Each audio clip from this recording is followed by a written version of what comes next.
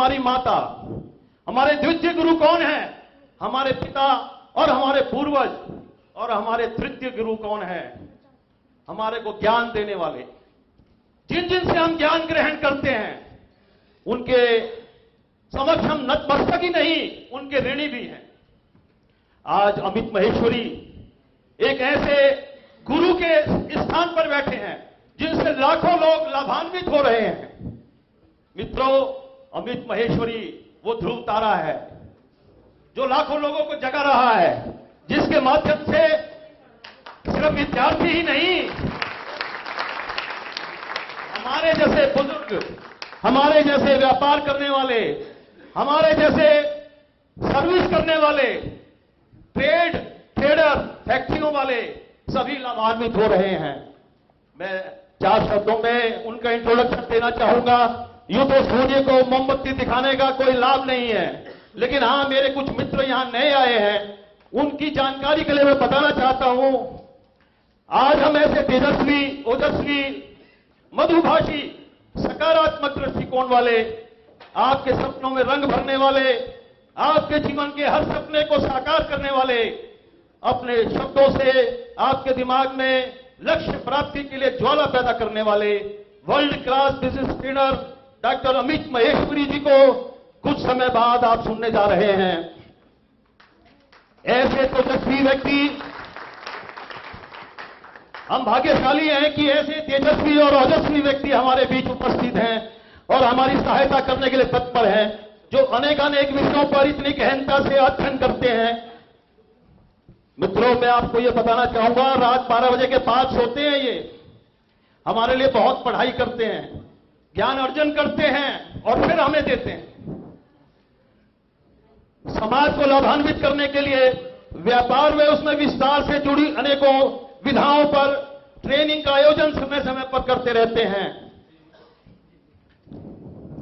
Doctor Amit Maheshwari एक सफल businessman और मैनेजिंग डायरेक्टर हैं ज्ञान institute of laptop and mobile repairing technology के, जिसके पूरे भारत में, नेपाल में मिलाकर 58 इंस्टीट्यूट हैं। वे 183 सर्विस सेंटर कार्यरत हैं।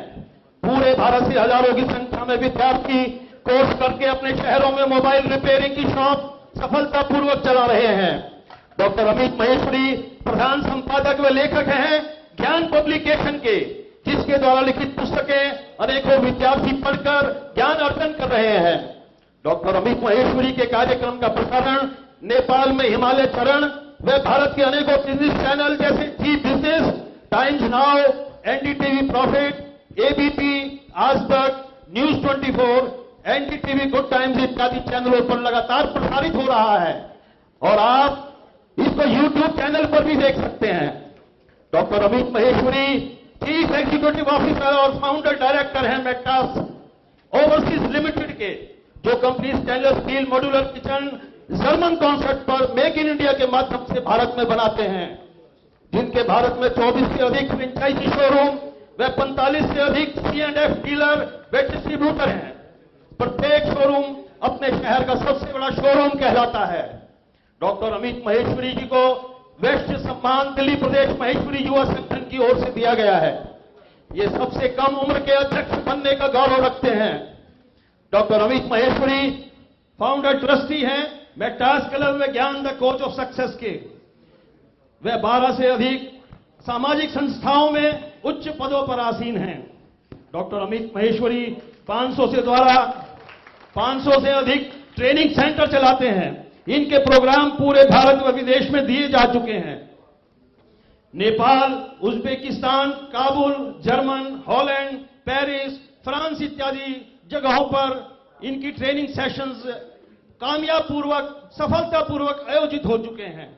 डॉक्टर अमित महेश्वरी एक छोटी सी प्रोप्राइटरशिप फर्म से ओवरसीज लिमिटेड के फाउंडर डायरेक्टर का सफर तय कर चुके हैं और भारत के स्टॉक एक्सचेंज में इनकी कंपनी अति शीघ्र लिस्टिंग होने वाली है।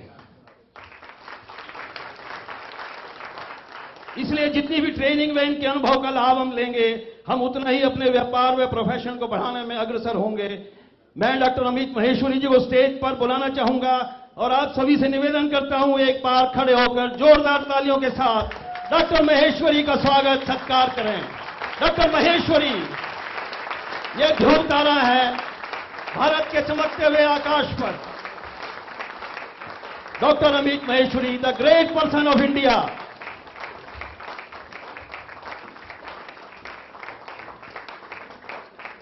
मैं धन्यवाद करता हूं श्री प्रकाश चंद जैन जी का, और आपके हृदय में विराजमान प्रभु को मेरा प्रणाम।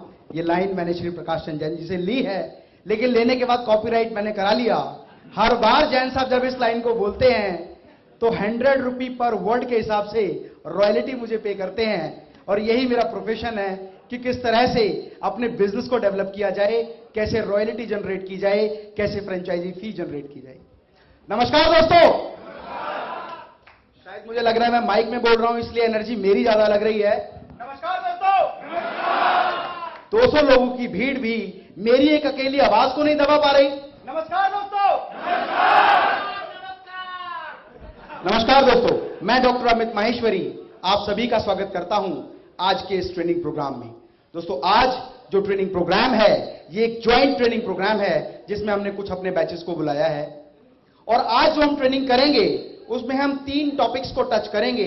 सबसे पहला टॉपिक होगा कि आपको अपने जीवन के लक्ष्य और ध्येय कैसे निर्धारित करने हैं। यदि एक व्यक्ति अपने जीवन के लक्ष्य और ध्येय निर्धारित कर ले तो वो अपने जीवन में हर उपलब्धि को पा सकता है। दूसरी हम बात करेंगे कि एक सफर के बारे में जो श्री प्रकाश चंद जैन जी ने भी मुझे कहा था, एक छोटी सी फर्म से और एक लिमिटेड कंपनी का सीईओ बनने तक का सफर मैंने कैसे तय किया। न केवल मैंने तय किया बल्कि हर व्यक्ति जिसने अपने जीवन में एक बहुत बड़ी कंपनी बनाई है उसकी उपलब्धि उसने कैसे हासिल की, और किस तरह से अपने व्यापार का प्रारूप हम आगे बढ़ाकर अपने बिजनेस को बहुत ऊंचाइयों तक ले जा सकते हैं। साथ ही साथ हम बात करेंगे आज की मॉडर्न टेक्नोलॉजी के बारे में कि सोशल मीडिया क्या है और सोशल मीडिया कैसे काम करता है। बीच में हम बार बार टेस्ट भी लेते रहेंगे कि कोई व्यक्ति सो तो नहीं रहा, कहीं ऐसा तो नहीं कि श्री कवि साहब की जो कविताएं थी वो तो एनर्जेटिक थी, जैन साहब की जो बातें थी वो भी बहुत एनर्जेटिक थी, कहीं ऐसा ना हो कि जब हम टेक्निकल ट्रेनिंग में आ जाएं तो कुछ लोग उस नींद में सो जाएं। तो उसका टेस्ट मैं बीच बीच में करता रहूंगा। और दोस्तों, आप ये मानते हैं कि जब भी किसी चीज में प्रतियोगिता होती है, कंपटीशन होता है, टारगेट होता है, तो हम टारगेट अचीव करने की कोशिश कई बार अपने जीवन में करते हैं। तो ठीक इस तरह से आज की टीम को मैं 2 टीम में डिवाइड करता हूं। पहली टीम जो कैमरे के लेफ्ट साइड पर है और दूसरी टीम जो कैमरे के राइट साइड पर है, और बीच बीच में इन दोनों टीम का कंपटीशन भी हम करते रहेंगे। तो ऑल ऑफ यू रेडी? एक बात का हमें और ध्यान रखना है कि मैं आपसे बीच बीच में देखता रहूंगा कोई सो तो नहीं रहा, कि सभी व्यक्ति पूरे अलाइव हैं या नहीं। अगर मैं आपको कहता हूं हेलो तो आपको कहना है हाय।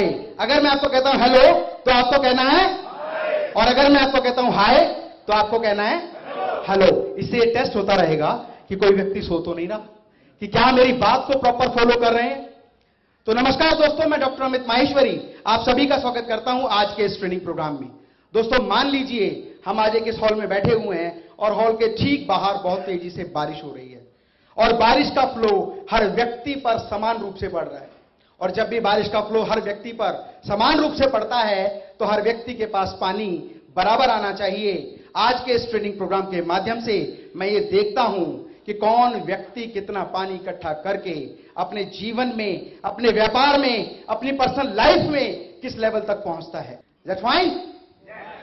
दूसरा, जब आप कभी भी किसी भी कॉन्सेप्ट के बारे में सुने, समझें, तो आपके पास पेन और पेपर है, क्योंकि अपने जीवन में जब आप उनको इंप्लीमेंट करेंगे तो आपको उन नोट्स की जरूरत पड़ेगी। तो जिस चीज आप चाहें वो आप लिख भी सकते हैं। दोस्तों, आज मैं आपसे पूछता हूं, आप कौन हैं? आपने कहा सर ये क्या क्वेश्चन है, आप कौन हैं? आप सभी को पता है आप कौन हैं।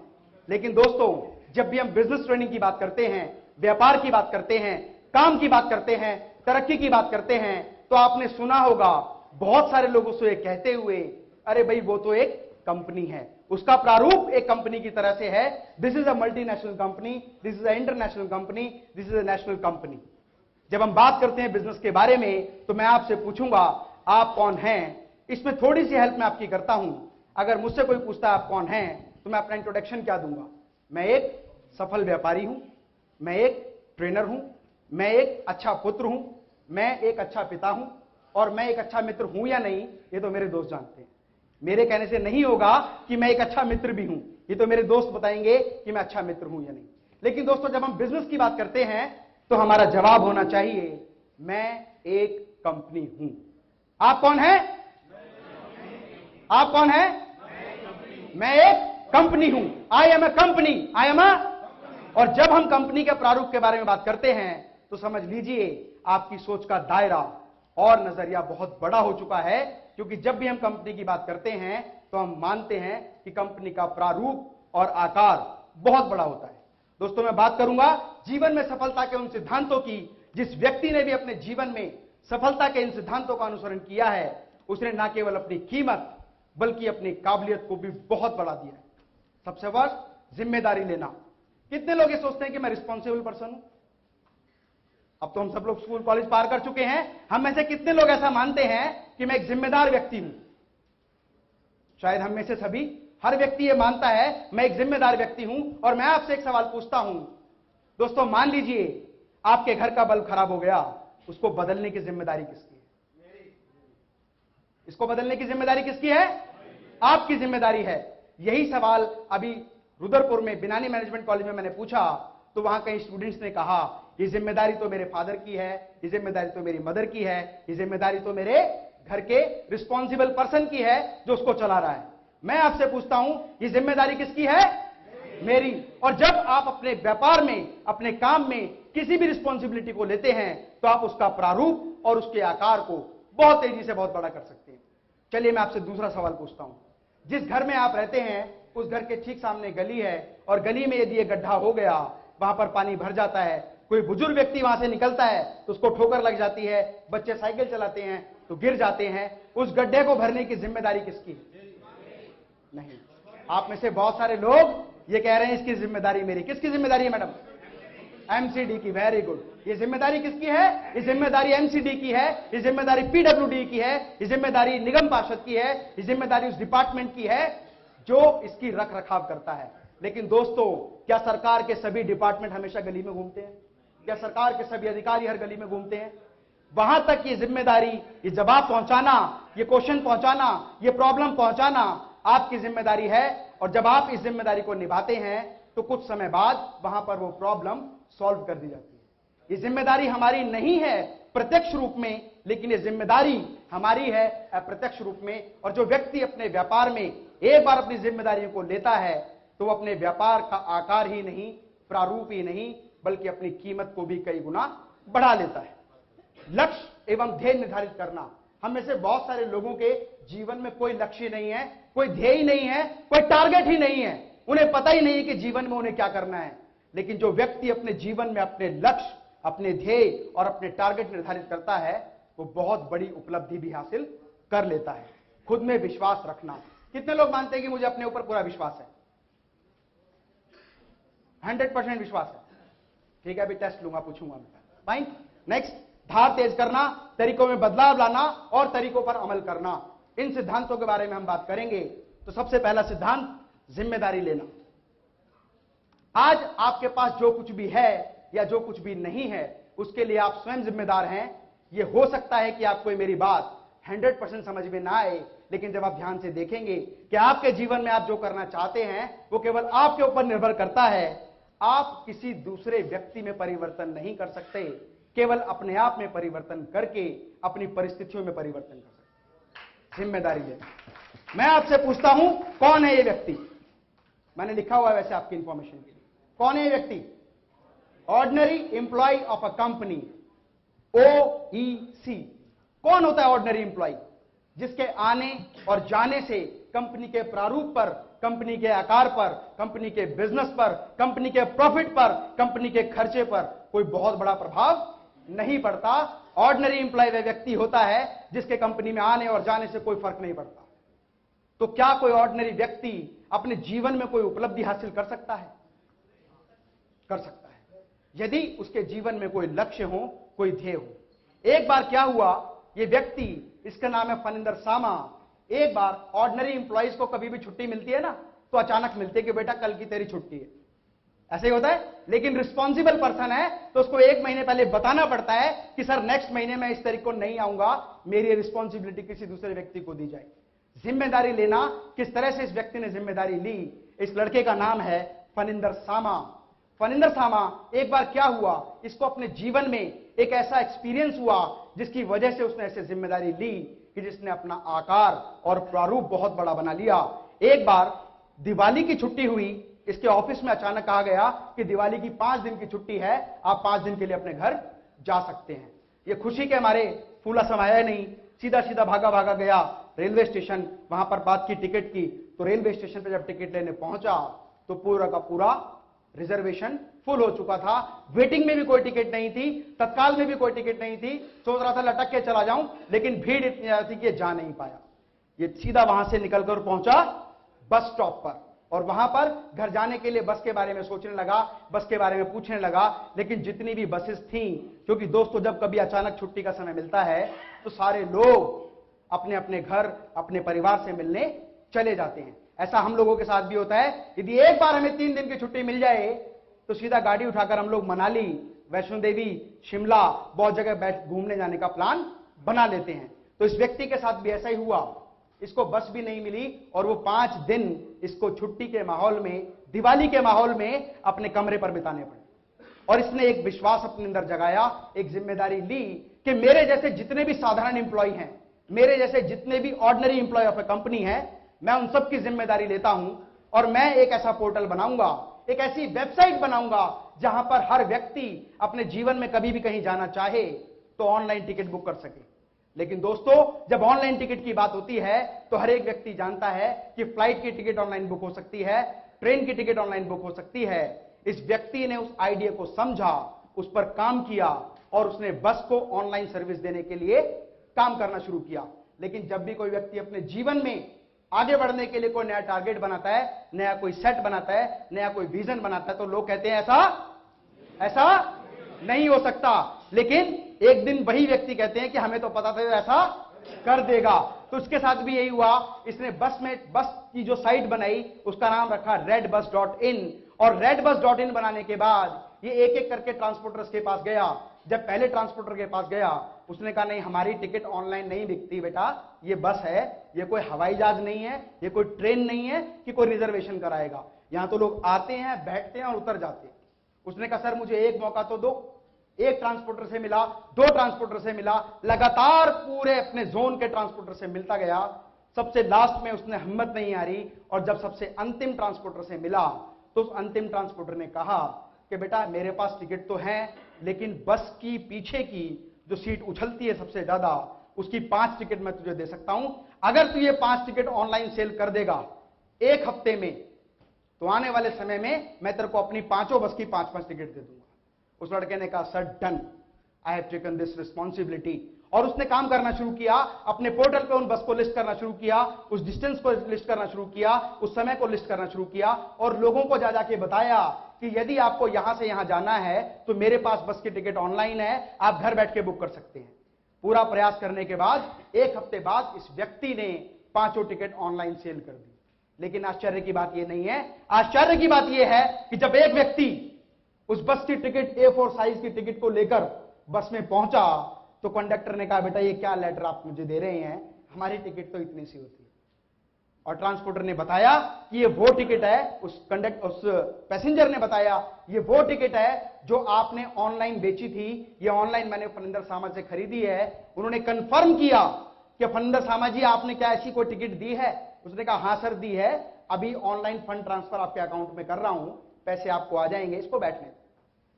यह व्यक्ति जिसने एक ऐसी जिम्मेदारी ली जिसके बारे में कोई नहीं सोचता, जिसके बारे में कभी कोई ध्यान नहीं देता, इस व्यक्ति ने हैदराबाद में redbus.in का निर्माण किया। और दोस्तों जब आंकड़े आप देखेंगे तो आपको जान के आश्चर्य होगा, सन 2005 में जो व्यक्ति एक छोटी सी कंपनी में ordinary employee of a company के रूप में काम करता था, सन 2006 में, ईयर में के साथ बता रहा हूं, सन 2006 में उसने redbus.in का निर्माण किया। 15 राज्यों की 700 से अधिक ट्रांसपोर्टर, 15 राज्यों के 700 से अधिक ट्रांसपोर्टर उसकी कंपनी में लिस्ट हुए। आज पूरे भारत में 10,000 से ज्यादा बस पूरे इंडिया की इसमें लिस्टेड हैं और 5,000 से ज्यादा ticket online per day sale की जाती हैं।